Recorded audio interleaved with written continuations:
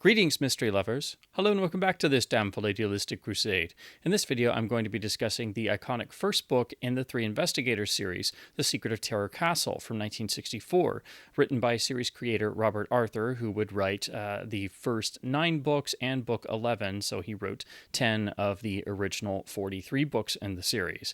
This being the first book, it is usually one of the most read in the series and thus one of the most iconic. That's a trend that I think you'll find in most children's book series, that the first couple volumes not only set the tone, but are usually the most read. So for the Three Investigators, it usually seems to be the first 4 books that are the most well-known and people have the fondest memories of growing up with them. This is one of the most iconic children's mystery series. When you ask people who grew up between the 1960s and 1990s, it remains one of the most beloved of children's mystery series, but it hasn't had much of a presence here in the United States, especially since the actual reprints really started to stem off after the end of the series in the mid to late 1980s, and then Random House really didn't do anything with the series outside of 2 half-hearted reprint attempts. And it's only been in other countries, most notably in Germany, where the series has been going strong and has never gone out of popularity. In Germany, there are actually hundreds of new original novels that have not been translated into English, a long-running radio series, and even some feature film adaptations, including one of Terror Castle, and I believe about 2009. So this is another part of Americana that actually is more popular and better known today in other countries. But you ask anyone who grew up with these books, and the instant you mention any of the 3 characters or the iconography of the series, you see their eyes light up, because The Three Investigators is really the only series besides the Nancy Drew series that stands alongside the classic Hardy Boys series at the pinnacle of children's mystery fiction. The real genius of the series is that not only were the characters extremely realistic, but also very three-dimensional in terms of they had what could be seen as character traits, but also character flaws. They were not a traditional set of happy-go-lucky child characters or teenagers, since the boys are basically just below being able to drive themselves, so they seem to be anywhere between 12 and 15 years of age as the series goes on. But they had distinctive traits, and they could be seen as a group of friends that you might make in middle or high school that you wish you had actually had in your real life, because they are so vividly drawn that they feel like real people. And the fact that each one has a different sort of personality and different character traits means that they essentially fill in the gaps of what the others cannot do. They form a perfect team, and the individual reader can actually find characters that more resemble them. So the idea of the reader being able to connect with characters that really resonate with their life experience is extremely vivid here, because you have not 1 but 3 characters. And this is compounded further by the fact that our characters are children who are not taken seriously, in spite of being unbelievably well-reasoned detectives, but also they have to do everything themselves.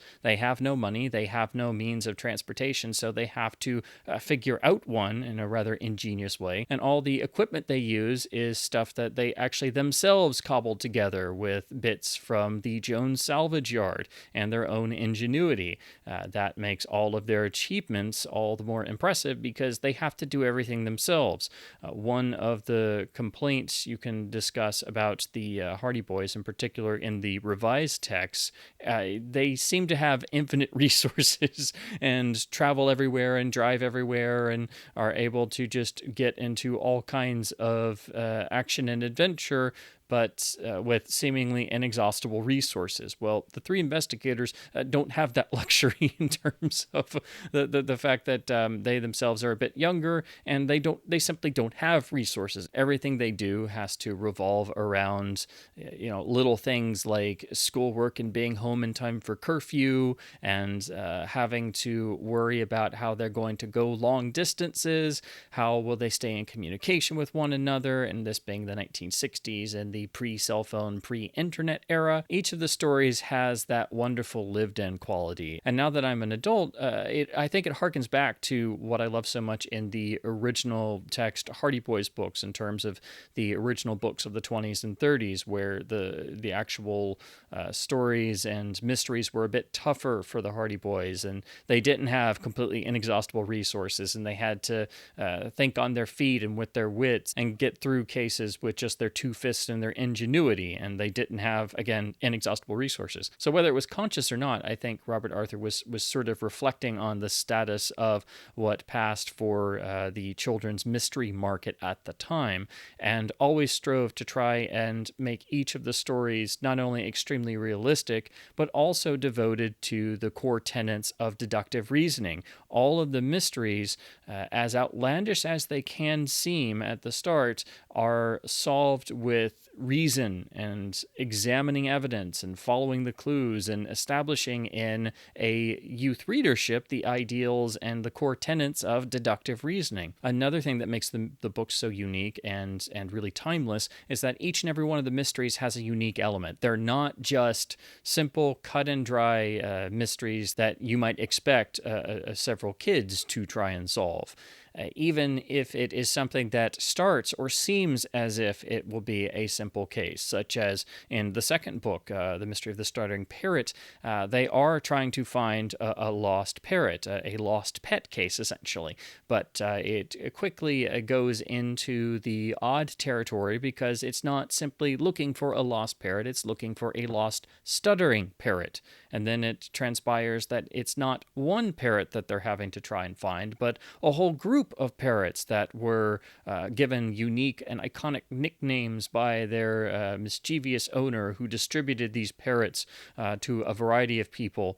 And then it's quickly made apparent that the boys are not the only ones looking for these parrots, because they just so happen to be reciting parts of what seems to be the location or the hiding place of a stolen art treasure.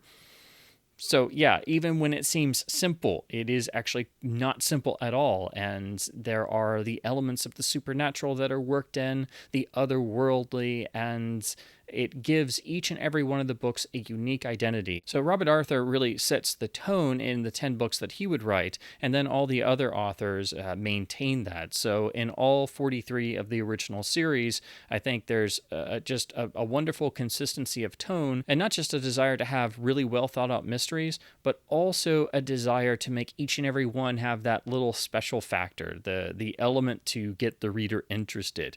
Each and every one of the mysteries has particular unique flavors. It's never just going to be something as simple as, say, a haunted house mystery, which is what Terror Castle is usually described as, but that is merely just the most basic description of the first book in the series. So already in the first book, I think all the core elements are laid out and perfectly established, so this is the perfect starting point. If you have not read a book in the series, you really should start with Terror Castle. The other iconic element is the usage of Alfred Hitchcock's name. The book started as Alfred Hitchcock and the Three Investigators. This was done as part of the brilliant sort of marketing strategies that Hitchcock and his team had for spreading the Hitchcock brand, as it were. This, of course, really took off with the Alfred Hitchcock Presents series and featured Hitchcock doing the iconic bookends, always with a nice touch of whimsy and the macabre and a desire to poke fun at his own image. And then this further went into publishing with things like the Alfred Hitchcock magazines, and then all the wonderful fiction collections of short stories in hardcover and paperback. But then there was also a desire of the Hitchcock team essentially to venture into children's literature or the children's publishing market. And so there were a number of Hitchcock branded story collections. And Robert Arthur had worked on a variety of these various projects. He had a vast career before this point in radio and television and feature writing, but he had also done some of the Presents episodes. So he was no stranger essentially to the Hitchcock realm, but his idea was essentially to have a children's mystery series that was striving to be a cut above every other children's mystery book, but to use Hitchcock as not only a brand image, but as the person who would introduce and close each book, and thus introduce the book to a group of readers. And the conceit is that Hitchcock essentially was sort of maybe blackmailed or at least begrudgingly wrote an introduction to The Secret of Terror Castle to introduce the three investigators to the world, and was consistently bemused by the events of each case when it was brought to him by the boys.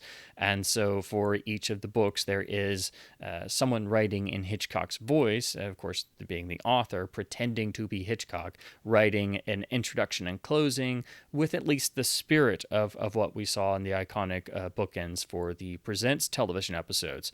So essentially, it's a version of the classic television intros, but in printed form.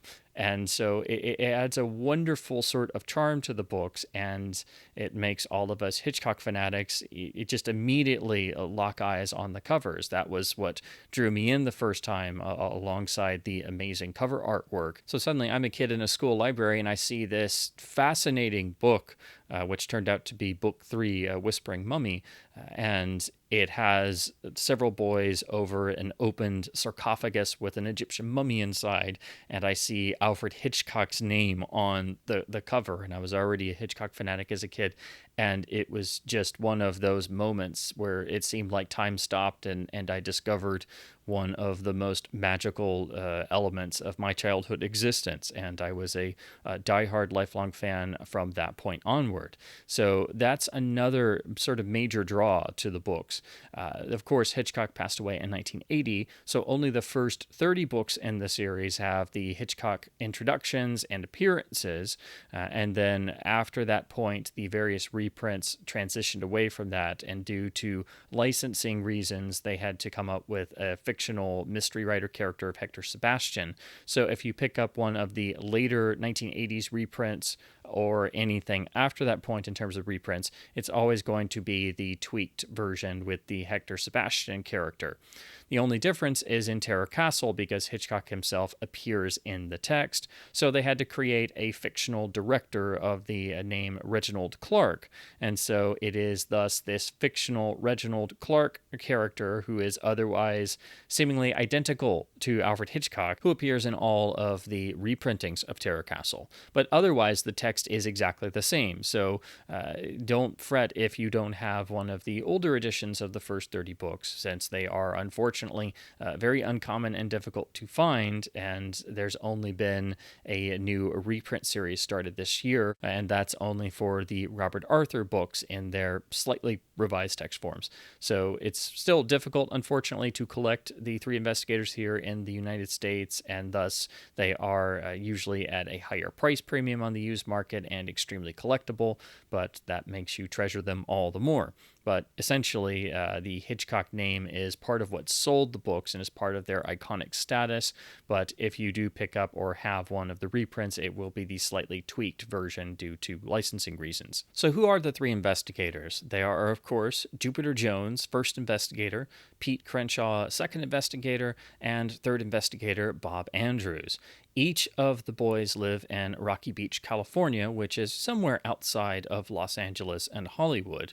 Of course, Jupiter Jones is a boy genius if ever there was one. He is a master of the thespian arts, a gifted mimic and actor, an impressionist, a boy genius with an IQ that must be stratospheric, who is devoted to solving mysteries using deductive reasoning and all of his incredible amount of amassed knowledge.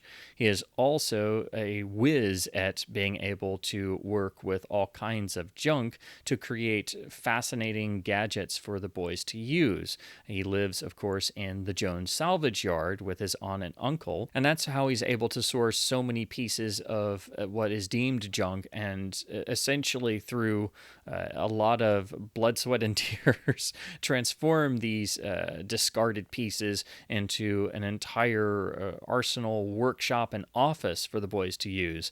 So over the course of just the first couple books, you see everything from the handmade printing press to print the boys' own business cards as the Three Investigators firm, handmade walkie-talkies literally made out of junk that actually do have a reception radius, but they're not perfect because they're homemade walkie-talkies.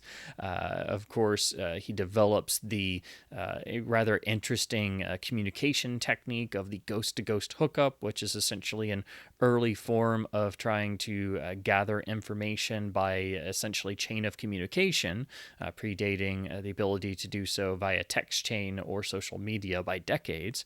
And this is, of course, topped off by the iconic headquarters, which actually, in reality, is an old, disused, damaged RV camper of sorts that was parked in the salvage yard and then quietly sort of piled up with junk all around it over a number of years and then forgotten about. So Jupe, as he's known, decided to turn this into the headquarters and office of the Three Investigators, but essentially the junk piled up around it is turned into a camouflage, and thus the access into headquarters is through a variety of beautifully designed and named secret entrances, such as Tunnel 2 and Easy Door 3 and Door 4, and there's even beautiful secret entrances into the salvage yard to get to headquarters, like Red Gate Rover and Green Gate 1, and the boys communicate at times through simple but very effective codes, so they even practice codes and numerology. But Jupe is not an insufferable boy genius, as some might think he would be, and of course he does have to prove himself time and time again in order to actually have the boys and the work of the Three Investigators be taken seriously by adults, which eventually it starts to do so after their reputation starts to grow. And of course he's aided by the other two members of the team. Pete Crenshaw is the most athletic of the team and is the one who will get into the thick of it in terms of being the one on the ground and in action when it happens most of the time. And then we have Bob Andrews, who's more of the research investigator, who also has a part-time job at the local library and is able to use his time there to essentially bone up on further research for their individual cases. And each of the boys, again, sort of fills in the gaps of the other, so they form a perfect team unit. And interestingly, you have to also look at the physical characteristics, because again, each of the boys is not a clear-cut, everything is perfect and sunshine and roses sort of character that you might see in other children's books of the time. Jupe is described as being a bit overweight and also having to always put up with bullying for that and his incredible intellect, not that he tries to essentially hold that over anyone.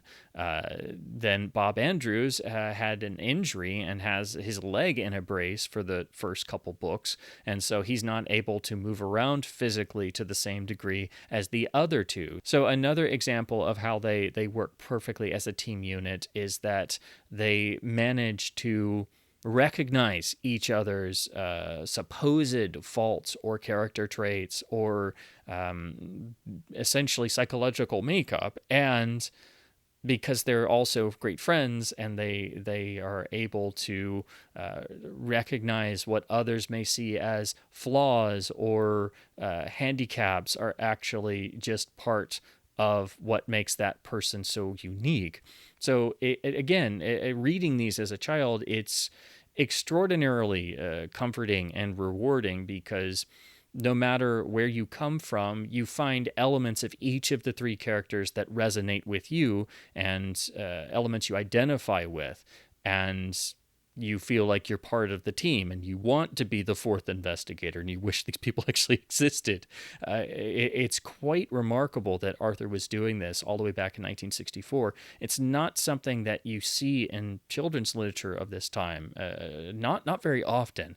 So I think that's one of the most forward-thinking and really groundbreaking elements of the series, and that, again, makes it feel so completely lived in and truly real. So the Three Investigators Investigators grew out of a mystery club the boys had started and becomes a serious attempt at an enterprise when they finally manage to arrange a form of transportation, which they manage by Jupe winning a contest at a local rental car agency for the use of a gold-plated Rolls-Royce and its chauffeur for an extended period. This gives them the means to travel around outside of Rocky Beach, but of course they have to then worry about what are they going to do when the rental period is up, and how are they going to be able to travel around again when all they have is their bikes and an average normal nightly curfew. So again, even when they have some success, they have to worry about how they're going to continue, because nothing's ever easy for the boys. So the Rolls-Royce and the chauffeur Worthington are introduced here in Terror Castle, and Worthington becomes a close confidant of the boys who is in on the adventures and is delighted to do so. And so it's wonderful to see, even at this early stage, that at least some adults recognize how serious the three investigators are. And this is underlined by the iconic business card that claims "We investigate anything" and has 3 question marks designed to actually have adults actually question what the business card is referring to. It's one of Jupiter Jones's brilliant conceits and getting people to take them seriously.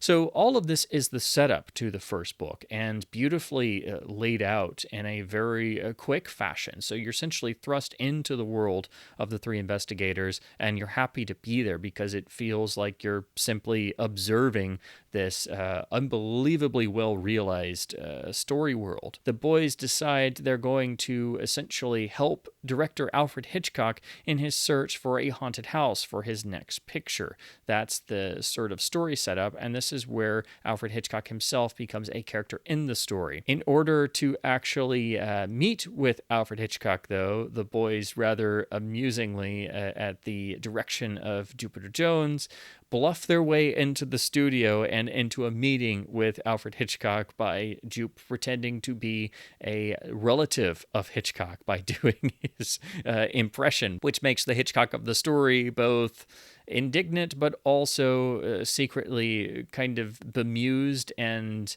admiring the pluck of these boys to do this.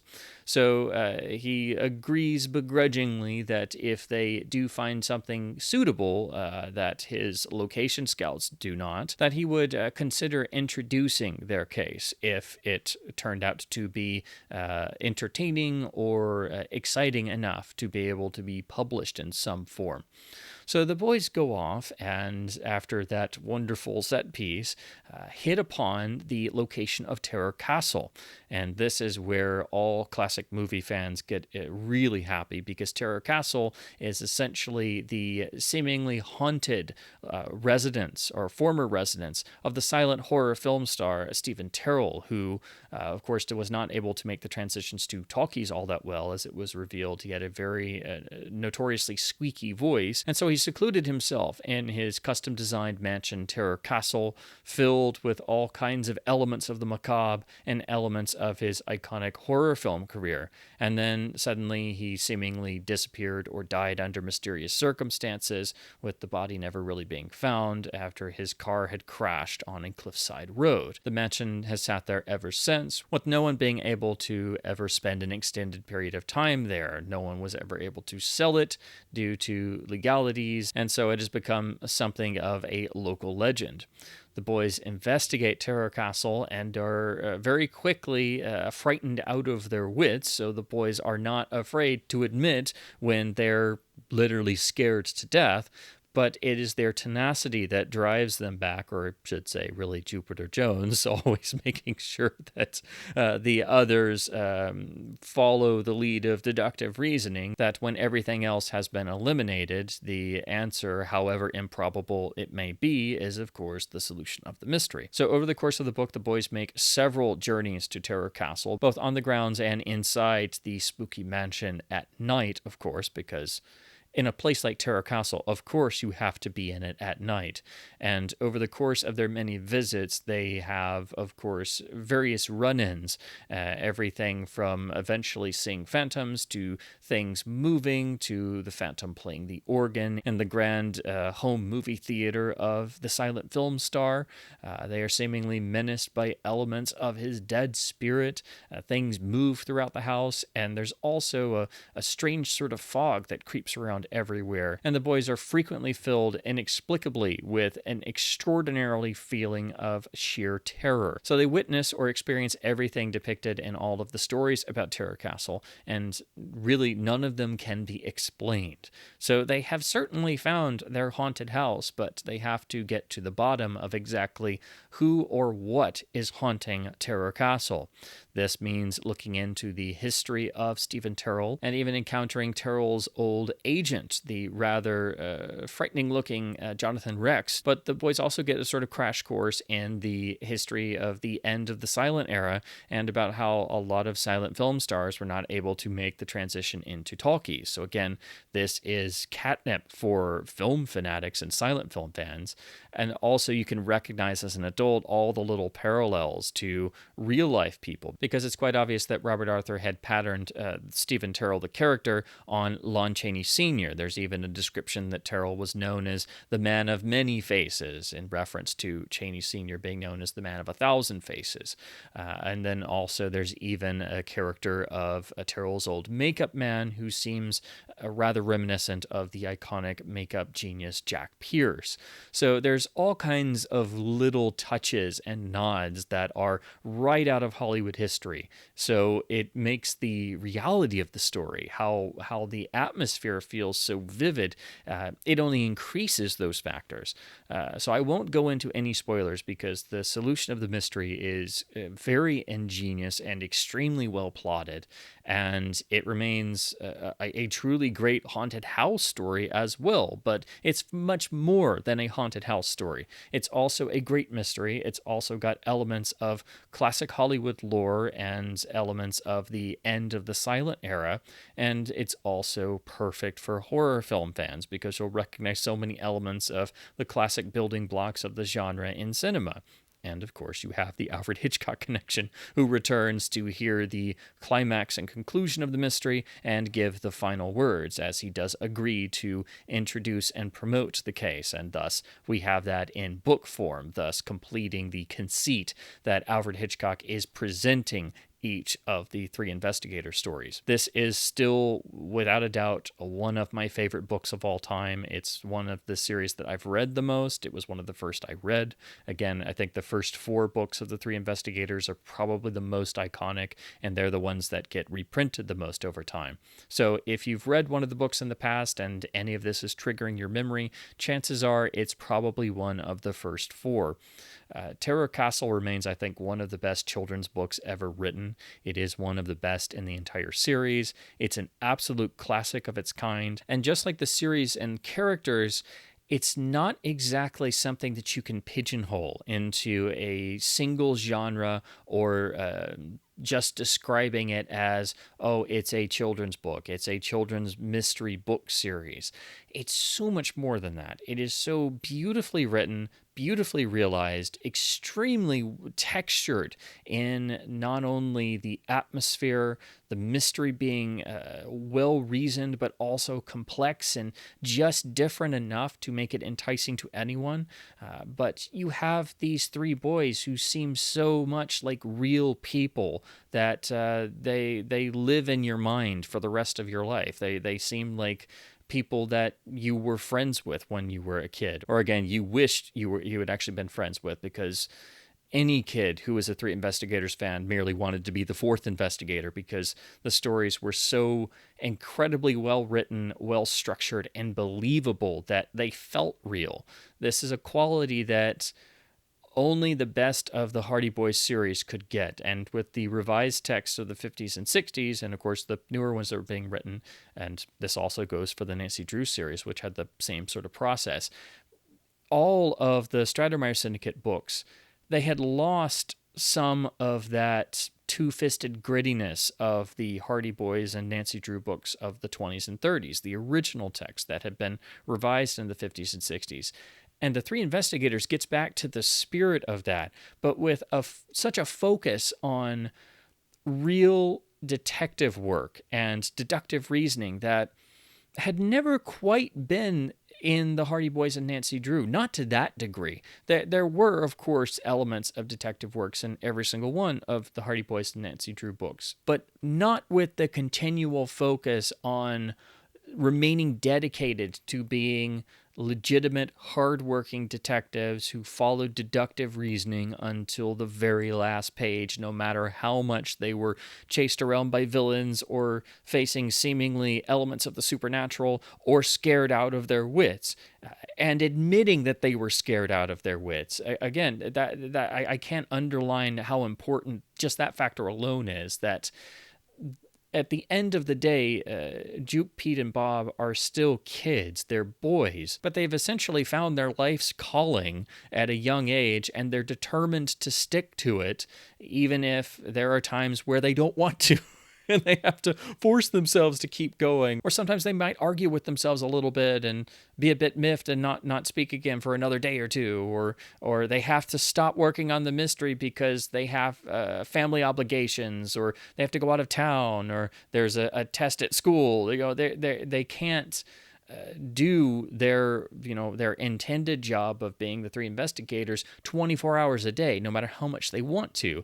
Real life gets in the way, and that's something that you didn't quite see in the Hardy Boys of the 1950s and 60s, which was what was the most popular children's mystery series, of course, at the time that Arthur was preparing and writing the Three Investigators. So the Three Investigators really is a whole separate world from the Hardy Boys, and in a lot of ways equals the iconic status, but also surpasses it in other areas because it's so unique and different. And then you add the Alfred Hitchcock connection, which really makes it one for the ages, because Hitchcock is written perfectly in the text. It feels like Hitchcock actually is writing the introductions, even though we know he never did, and they're just ghost-written like the Presents bookends were.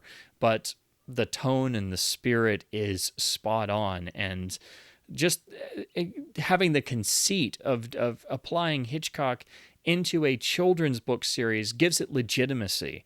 And so even as a kid, you picked up one of the books and it felt like you were being led into a special club, and Hitchcock himself was saying, these boys know what they're doing, and even I am impressed by this mystery, and you will be too. It's not only a genius marketing gimmick, but it, again, gave the books legitimacy, and it made them feel special, and it made the experience of reading the books truly special. That's why the Three Investigators remain one of the most iconic works of all of children's fiction, but I'll just go ahead and say it. I think it's one of the most iconic series in all of American literature, because these books are literature. They're so beautifully written and constructed that they're not only timeless, but they should be examined as truly literature. Now, to go over each major cover artwork design for all of the book printings here in the US, we of course have the iconic original cover by artist Ed Vebel, featuring the beautiful internal illustrations by Harry Kane.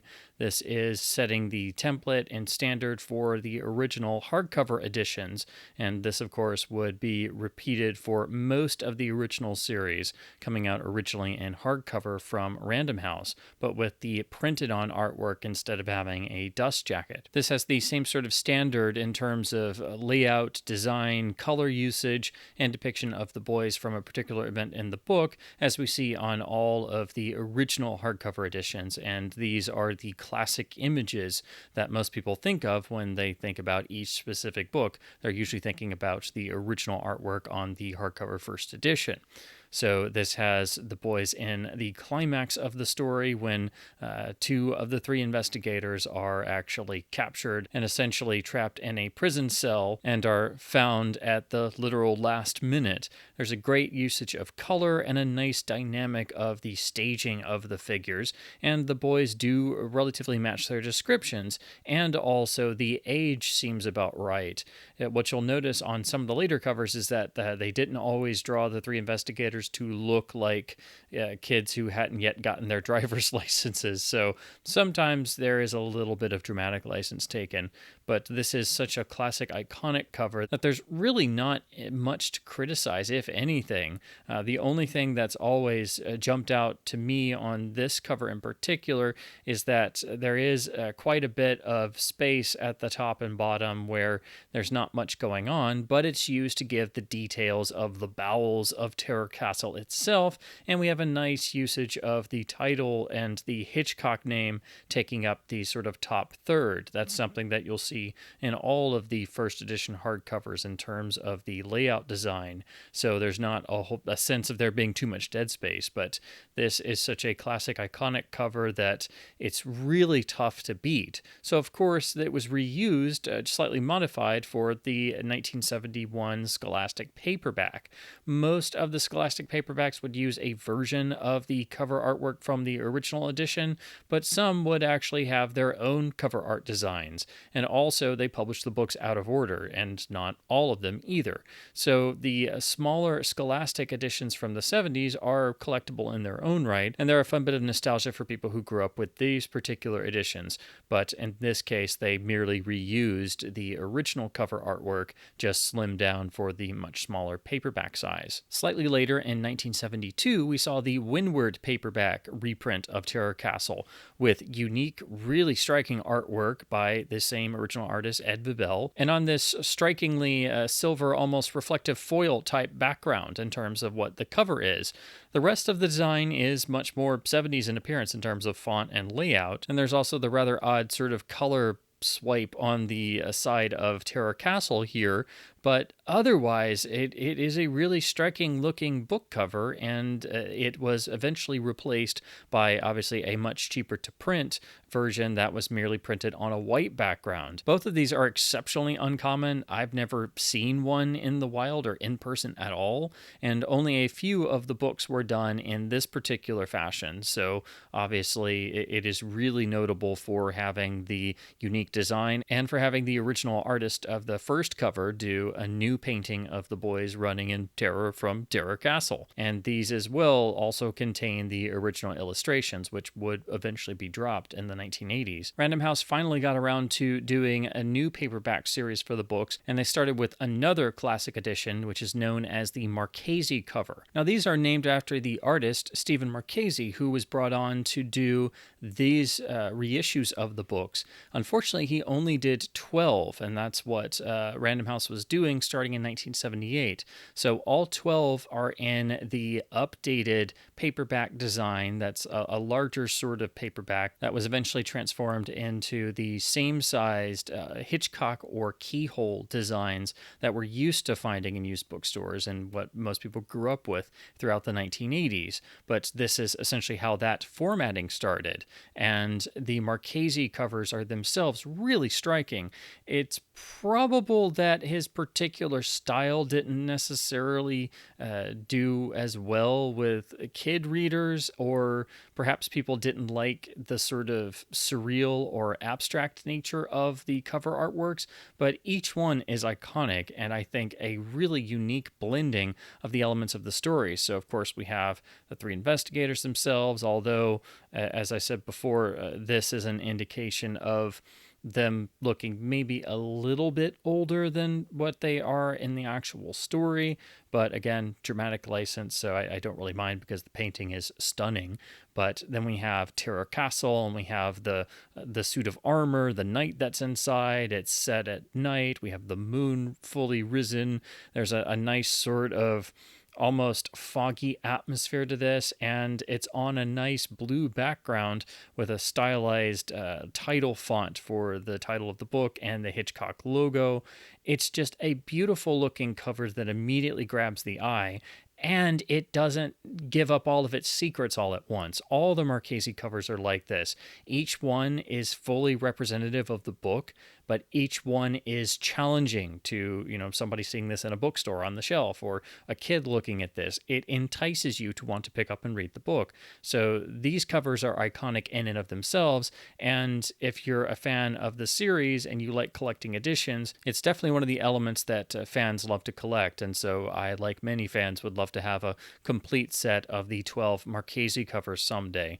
It's, again, unfortunate that he only was able to do 12, but all 12, I think, are equally iconic. The other great thing is, of course, they hadn't transitioned away from maintaining the internal illustrations. So if you pick up the Marchese editions of any of the 12 that exist in this format, they still have the iconic Harry Kane internal illustrations. And then we transition into what I think is probably my favorite iteration of the books overall, and what a lot of people will be very familiar with, which is the 1980s Hitchcock cover paperback format, with the cover by the great Robert Adragna, who did all of the cover artworks for the paperbacks throughout the 1980s. So he did new updated covers for Terror Castle and the books up to that point, and was doing the then current covers. In terms of the actual paperback sizing and overall layout, it's exactly the same as the Marchese edition. So basically all they did was change and update the overall design of the artwork and the spine to make it fully uniform. And this is the way you build a completely uniform set of the books in terms of its most complete form for all 43, because unfortunately not all of the 43 books exist in the original hardcover form. And after a certain point, they had transitioned away from the hardcovers. And so for the later books, if they exist in hardcover, it's usually only as library editions and special market editions. And so those are incredibly rare and thus extremely valuable. So Random House started releasing the new updated versions of the book in the Hitchcock paperback format, but they did this over time. So they basically quietly updated when they would, I guess, sell out of all their copies of the Marchese editions, and just then have a completely updated uniform set of all the books, both new ones and reprints. So this version of Terror Castle came out in 1982, and thankfully still retains the original Harry Kane illustrations scattered throughout. The cover artwork, I think, is equally as iconic as the Marchese and the original Ed Vebel cover. It is beautifully done. Again, the only thing I could possibly say about this as a criticism is that the boys do look significantly older. That's something you can notice in a lot of the Adragna paintings, but also I think that was probably something Random House wanted, to try to make these look like they could be read by readers throughout their teenage years, and you really can, because the stories are that good. It doesn't matter that the characters are, not quite 16 yet most of the time. But overall, in terms of color, atmosphere, design, realism, I think this is stunning. In my mind, whenever I think of the three investigators, the first images that come to mind are either the Adragna covers or the original first edition hardcover versions by Ed Vebel and others. I think the Adragna covers are just as iconic as the original covers. I think the imagery is just as iconic as the Harry Kane internal illustrations and other artwork. And I think for each and every book that he did a cover for, Adragna found a really nice balance between extreme realism and extraordinary atmosphere. So this is an extraordinarily realistic rendering of one of the many nighttime journeys into Terror Castle that the three investigators make. It is exactly the way that I picture the rundown remains of Terror Castle, with the sort of wilderness grown up around it and everything looks overgrown outside. I love the spookiness of the light fog and the sort of haze in the air, and I absolutely love the sort of off-cast, ominous green that everything is bathed in terms of the light and the sky. It's like a gray-green, and then we have the stylized title and the usage of the Hitchcock profile in the upper corner, which I think is absolutely iconic in and of itself, the way that the Hitchcock profile was used on the 1980s paperback. So for me, this is actually probably my favorite printing and iteration overall, even more than the Marchese and the iconic first edition. But I love all three, don't get me wrong. But when I think of the Three Investigators and Terror Castle in particular, I'm usually thinking of the Hitchcock cover paperback with the artwork by Robert Adragna with the original Harry Kane illustrations. Then in 1985, we had the reprinting with the update.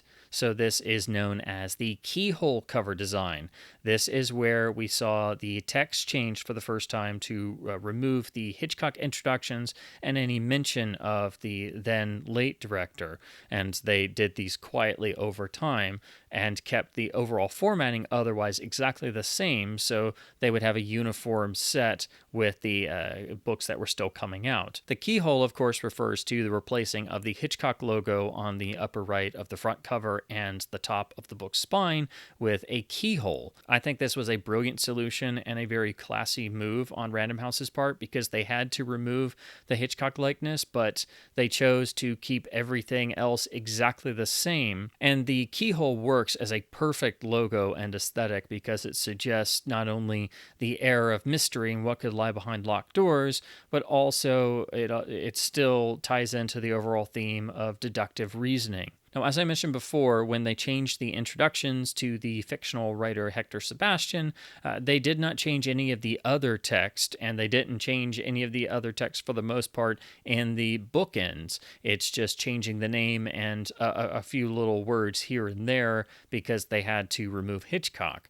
The difference in Terror Castle, of course, is that because Hitchcock actually appeared in the story when the boys bluffed their way into the film studio, they had to actually keep that section, of course, but anytime Hitchcock was mentioned or when he appears in the story, it's now the fictionalized director Reginald Clark. But you can clearly tell if you're an adult reading this that that was actually originally Hitchcock in all earlier printings. But again, the text itself was not changed. So if you've got this edition or anything since then, it is still The Secret of Terror Castle. It's still the same iconic book from 1964. It's just unfortunately without the Master of Suspense actually present. It's now essentially a stand-in. But also, this was the point where the wonderful Harry Kane internal black and white illustrations were removed. So from this point forward, you no longer have the internal artwork scattered throughout in all reprints of Terror Castle. By the end of the late 80s, Random House had basically let the original series run its course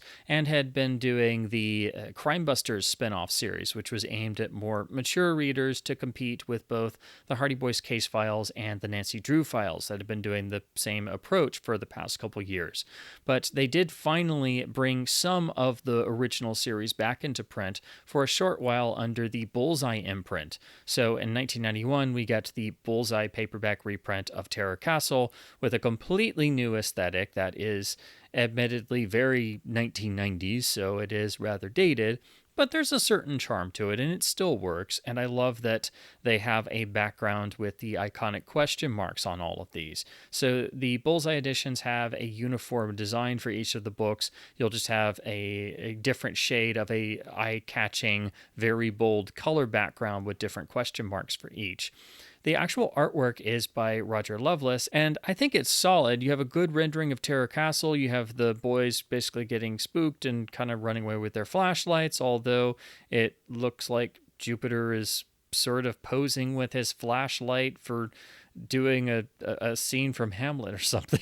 But I have to say, even when I was a kid, and I still kind of feel this way, the artwork for the Bullseye editions, it has, for lack of a better term, a sort of cartoonish look to the actual overall feel, and they only did certain books, so you never got the full scope of seeing all of the books in the series redone in this fashion. So again, there's only certain books in this design, and it is very much dated to a 1990s aesthetic. But for what it is, I think it's pretty solid, and these themselves are not super common, but at least Random House was trying to do something else with the books. It took several more years until 1998 to see any further reprints reprints of the books.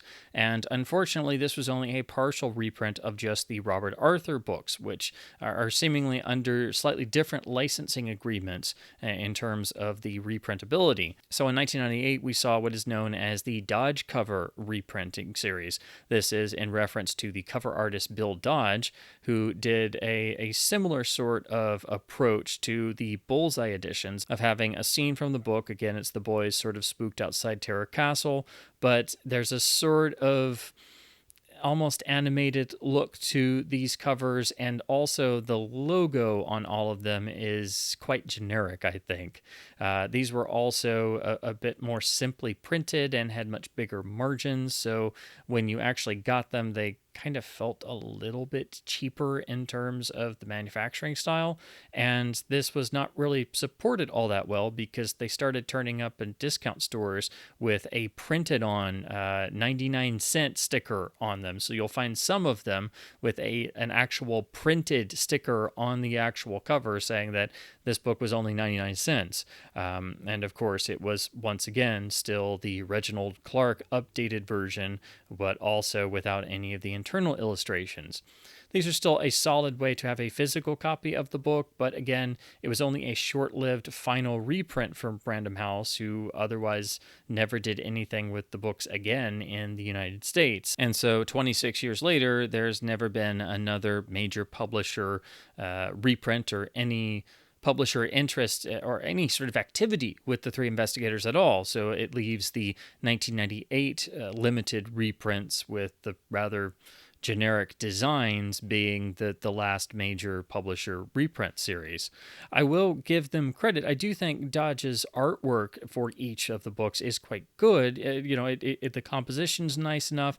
The boys do actually seem the appropriate age. There's a good usage of color, but I think the overall order was to try and make sure that these would appeal to younger readers. I think these 1998 reprints were really geared for trying to sell the books to maybe a 10 or 12 years old and under age market, and they just don't have anywhere near the atmosphere and the appeal of the 1980s paperbacks with the Adrogna artwork, which at times got so strikingly atmospheric that some kids might think they were a bit too spooky looking. So I can understand why they might have tried to change that up a little bit for this last reprint run. At least there was some sort of final attempt, but unfortunately that's been it. And so these are usually the easiest and cheapest options you have on the used market of getting physical Three Investigators editions. But again, it's only the original Robert Arthur novels in their slightly updated form without any of the internal illustrations. But fear not, because we finally have a new reprint series released in 2024 by Robert Arthur's daughter, Elizabeth. She and her husband are not only working on their own continuation series that's going to start being released over the next year in both physical and ebook form, but she was able to get her father's Three Investigators books back into print as print-on-demand paperbacks and ebooks. Of course, she was only able to do her father's own books, so this is just the 10 that he wrote, which are books 1 through 9 and book 11. And they all have a new uniform design, as you see here on the release of Terror Castle. So all of the books in this reprint series have the same overall cover design aesthetic. The image of Jupe, Pete, and Bob standing in a tunnel with the Three Investigators over the tunnel arch, and then the light shining in on the title, and then some sort of small image to suggest an element of the actual book, plus a matching spine and a simple matching rear cover. So you can tell that obviously some effort was put in to create a nice uniform new design that would at least have the flavor of each book reflected in the little image. It's a solid cover. It works. It gets the job done, and you always want there to be uniformity in a series. And there is some flavor, I would say at least, of the 1980s paperbacks in terms of the different colors being used as the background on the spine and the rear cover. For me, they're just a little too plain, though. It's also really tough to compete against the iconic versions of the 60s, 70s, and 80s, so I don't fault anyone for not being able to match up to those, because again, I think they are truly iconic. But for what this is and for getting the books back out in print, I think this is solid and pretty well done. The only thing to note is that if you're ordering the physical editions, there was a misprinting issue on the first sort of batch. So if I understand it correctly, some people's copies of the new physical paperbacks had the wrong titles on the spine, or I think some of them just repeated Terror Castle on the spine and some of the information. So those have apparently since been corrected. So if you order a new copy of any of these reprints, they should be perfectly correct, but just be aware if you're buying used, or you maybe find a copy on eBay or something, it might be from that first run that accidentally had some misprints. Unfortunately, and well, once again, really due to licensing, it seems, the new reprints are still the slightly updated 1980s versions with Reginald Clark in Terror Castle and Hector Sebastian in the other books. So these are not the original Hitchcock texts in that sense, and they also don't have the original Harry Kane internal illustrations. But they do, at the very least, finally get the original Robert Arthur novels back into print for the first time in almost 30 years. So that's something to definitely celebrate, and now people have access to the origins of the series and the books by the original creator. Hopefully we can see releases of the books by the other authors, because we really do need to have a complete run of all 43 books available and in print once again, even if it's having to do the print-on-demand independent route, because the last couple books in the series were only printed in small print runs and only in specific formats, so trying to get just the 1980s paperbacks of, say, books 37 through 43 gets increasingly difficult. I myself have not been able to get the last couple books, and they are quite expensive, so we really do need some sort of complete series reprint. But at the very least, we finally now have, for the first time in almost 30 years, physical brand new editions that are available of the original Robert Arthur Three Investigators books, bringing back at least part of one of the most iconic children's series of all time into print for an entire new generation. So now to talk about editions in my own collection, I have a rather nice condition copy of Terror Castle in the original hardcover format, but this is a later printing. This is really how you get solid condition hardcover editions with the original artwork without having to pay as much of a price premium for early or true first editions. So as you can see here, this has a printed book listing on the back. The original edition, of course, would not, and there are many other indicators of having a true first or second edition.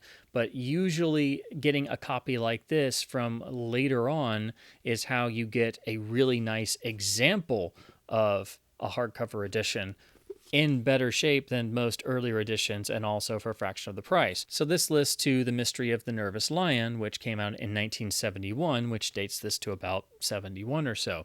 The other thing that I haven't mentioned yet about the original artwork by Ed Vebel is that you absolutely have a wraparound effect, because here on the rear you have more of the Dungeon of Terror Castle, and there of course is a wonderfully grisly skeleton where it's still attached by the neck, where seemingly someone died many years ago, and all that's left is their skeleton attached to the dungeon wall by the throat. So that is another reason why these covers are so iconic. And we have the iconic Alfred Hitchcock Mystery Series logo with the number of the book and the Random House credit. Then we open to see the absolutely iconic end paper artwork in all original editions of the boys investigating a graveyard and a mysterious figure cloaked in black with cape, cane, and hat, and of course the spider webs, and of course a bunch of bats as well. This is beautiful Harry Kane artwork, and belongs in a museum because countless generations see this image and immediately it conjures up so many fond memories. The one issue that you'll run into when you start collecting the books, especially if you want first editions, as you can see here inside the spine, there's already a little bit of splitting. Unfortunately, due to the way that Random House bound the original hardcover editions, most of the time you're going to find copies with completely split seams. I've even got some in my collection. The only way around that is paying a lot more money for better conditioned spines, which that they're really going to have this happen at some point anyway, for the most part, or attempting a repair yourself or purchasing copies from fans who have already done repairs. So when you find hardcover editions, the first thing you have to do is look at the actual spine condition. And chances are, even on a nicer later 70s copy like this, you're still going to start to have a little bit of seam splitting and spine wear. That's just simply due to how these were manufactured, and it's another reason why good condition copies are really scarce and also increasingly expensive. Here's the rear, of course, with the same artwork, and as you can see, this section has held up better, but of course it's already got the seam splitting starting to come in. So it will happen at some point, but you do want to make sure that even with a good condition copy, that when you read it, you do read it carefully. I mean, you don't have to hold your breath while you're reading it, but you will have to pay attention to, how you turn the pages and handle the overall book. And it's simply due to how Random House did the spines originally. So of course we have the title page and the iconic Hitchcock introduction, which here in the first book is a little bit longer and a bit more snarky. And then page 1, which gives you an idea of the overall font layout and design. And because these books are bigger in terms of size, the text is also a little bit bigger and very nice and easy on the eyes. The margins are also nicely done, so it still gives it a bit of a premium feel compared to other children's books of this time. And I think the hardcover with printed on art was obviously a means of competing against the Hardy Boys and Nancy Drew at this time. So of course we also have to look at the beautiful Harry Kane black and white drawn illustrations, which are just gorgeous. And I think it's impossible to read a Three Investigators story and not immediately flash back to these images in your mind, which are perfect realizations of the moments in the story. This is the boys in the gold-plated Rolls Royce being driven into the studio by Worthington as they're bluffing their way in to meet Alfred Hitchcock. Here's a Harry Kane image of two of the investigators outside Terror Castle with flashlight, becoming increasingly spooked.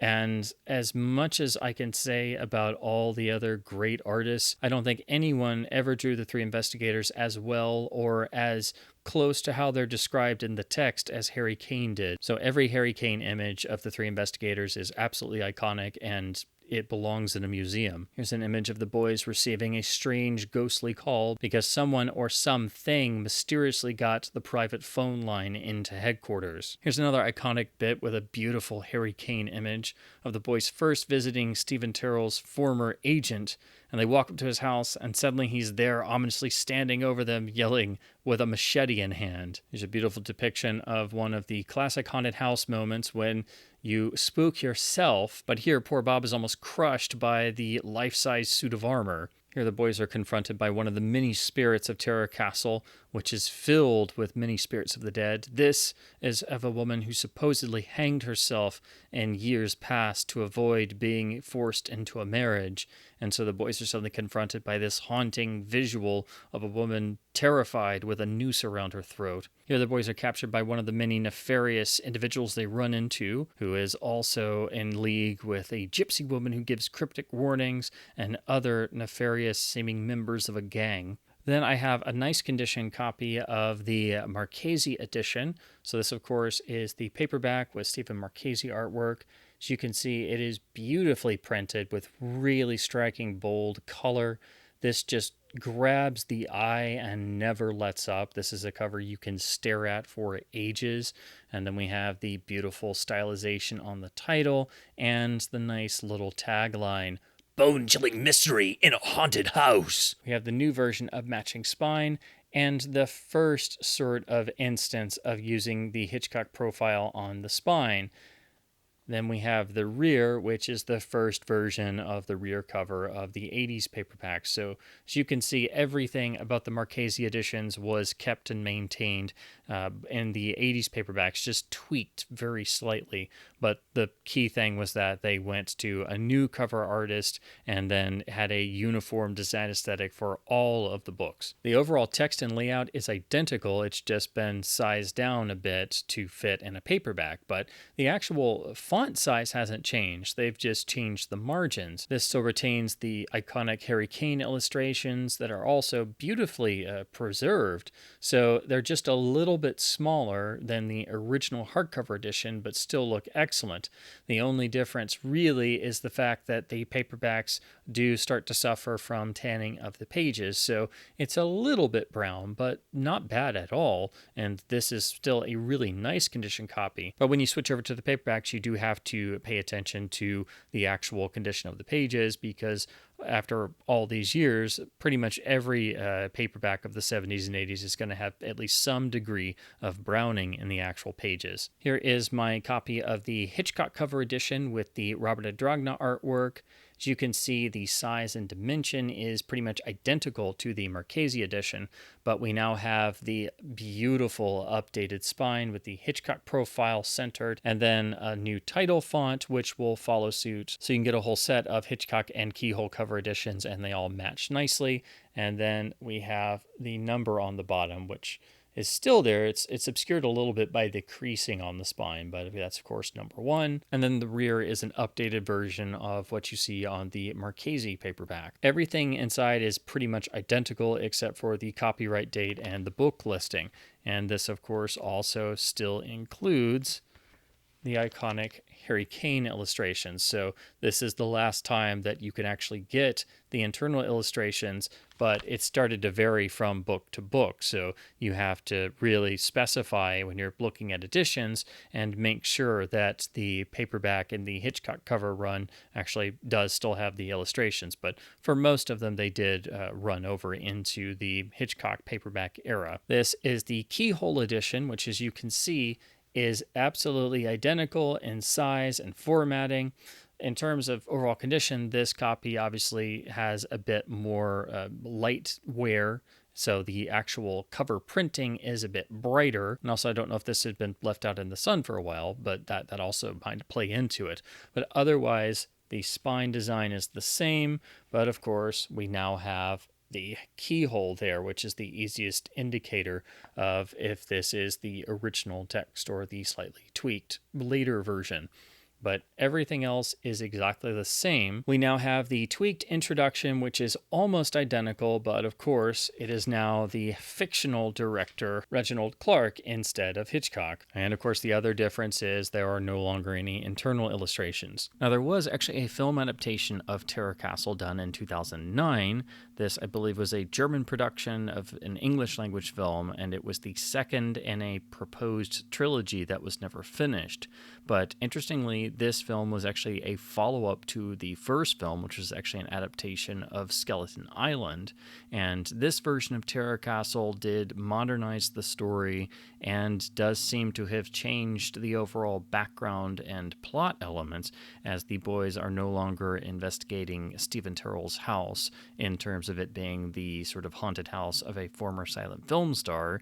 In this iteration, Terrell was supposedly a reclusive inventor who invented all kinds of things that are sort of booby-trapped around the house. And apparently there's also elements mixed in of having the villain from the second book, Stuttering Parrot, along with a lot more of modernizing the boys and including other plot threads from the first film. Now, I myself have not seen this, nor have I seen the film version of Skeleton Island. I'd like to get around to it someday, but they were never really made all that much available or promoted here in the US. And now there's not only a variety of streaming series in Germany, but there was just a new Three Investigators feature film, and that is the first of a entirely new Three Investigators series. So that leaves this version of Terror Castle as a one-off. But again, I wouldn't really necessarily call this a true adaptation of Terror Castle. So those are my thoughts on rereading The Secret of Terror Castle, the first in the Three Investigators series,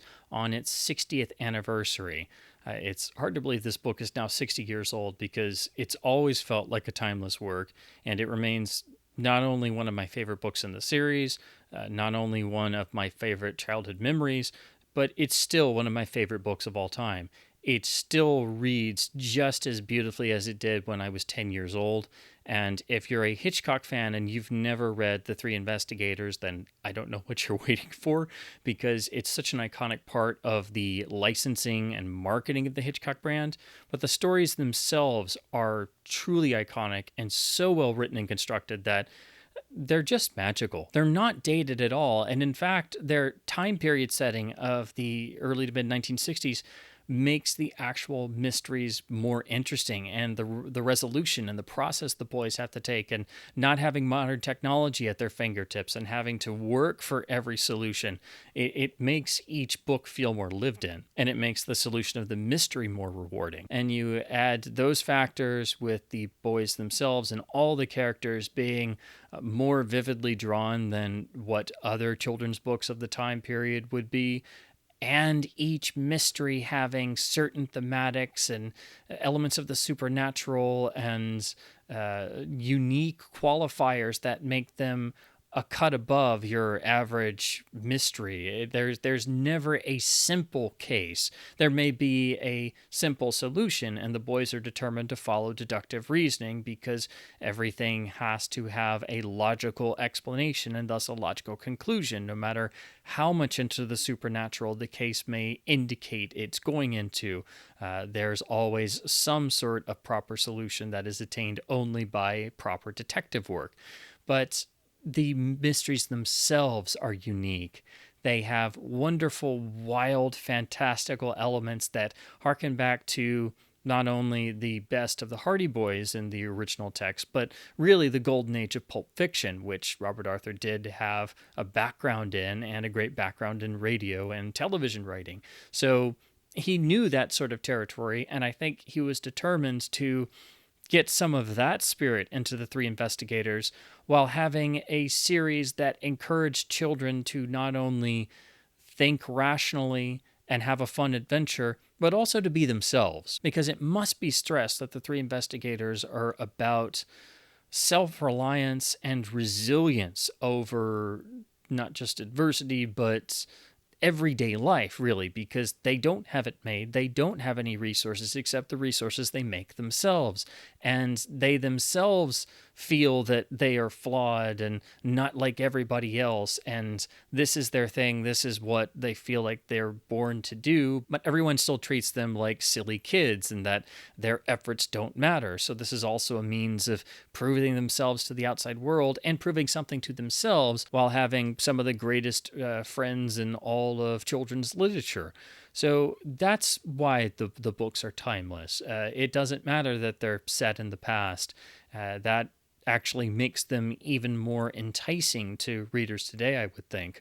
I grew up reading these in the 1990s, and I felt that way as a kid because it was harder for them to do things. They didn't have cell phones. They didn't have the internet. Everything they did is entirely by their own design and their own doing, and relying on what they could find at the Jones salvage yard and cobble together new inventions inside the absolutely iconic and magical headquarters, a place that every kid who read these books could immediately visualize and wish they could crawl through Tunnel 2 and enter and solve a case with the Three Investigators.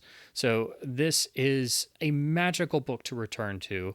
It's a great book to read as an adult, even if you've never read the books, because you have not only the Hitchcock connection, you have an above average mystery, very well told, with really lovely prose, extraordinarily well-drawn characters, a sense of fun and adventure, and also the right dosage of horror and actual history of the locale, but it being Los Angeles, there's a great deal of allusions to classic film history, and in particular, silent horror and the overall horror genre, with the allusions to Lon Chaney Sr. and Jack Pierce and many other classic elements of the horror genre. So as always, I hope my babblings about classic books, The Three Investigators, the world of Alfred Hitchcock, and of course book collecting have been at least somewhat fun and informative. Again, this is one of my absolute favorite book series of all time.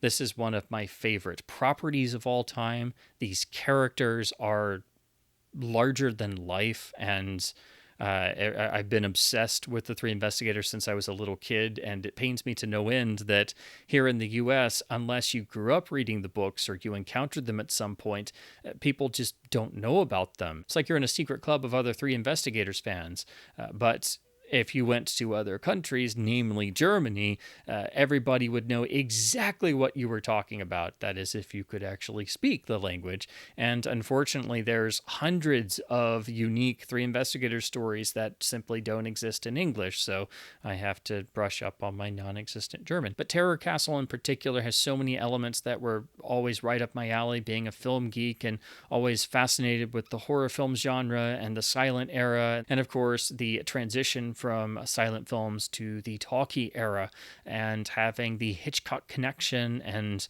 a bunch of boys who are detectives trying to find a haunted house for Alfred Hitchcock to shoot a film in. I mean, it literally felt like this series had my name on it, and this book in particular.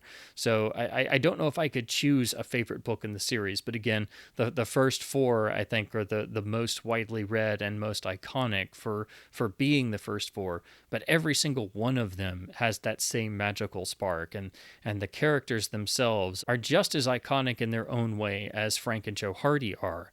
And I don't say that lightly, being a lifelong Hardy Boys fanatic. So this, for me, is the series that is second only to the Hardy Boys in terms of most iconic and most life-changing book series for me that I encountered as a kid. It's a world you never quite want to leave, and you never do leave.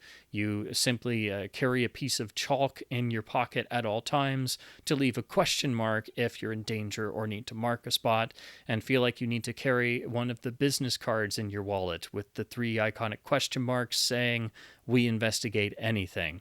And on the 60th anniversary of the series, it's fantastic that we finally do have some new movement in terms of finally getting some of the books back into print again. And there is going to be an attempt at a new continuation series by Elizabeth Arthur in the coming year. So it's just great to see any recognition of the series here in the US again. And amazing that it is now 60 years old. But it is just as fresh of an experience reading these books as it was when I first encountered them, and I think when they were brand new back in 1964.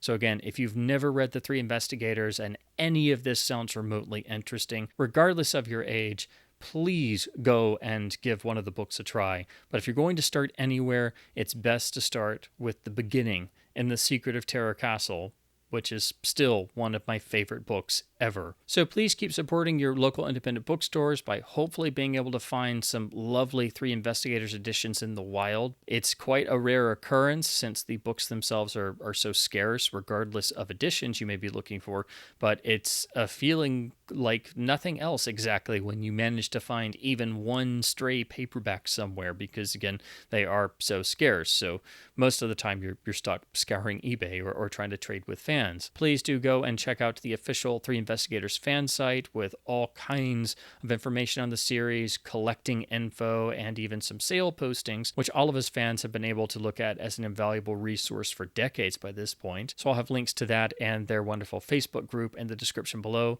plus links to the new ebook and paperback print-on-demand versions of the Robert Arthur books, should you wish to pick up the new in-print versions. So with that, I'm off to Greengate 1 to visit headquarters and see if there's any new information on the next case.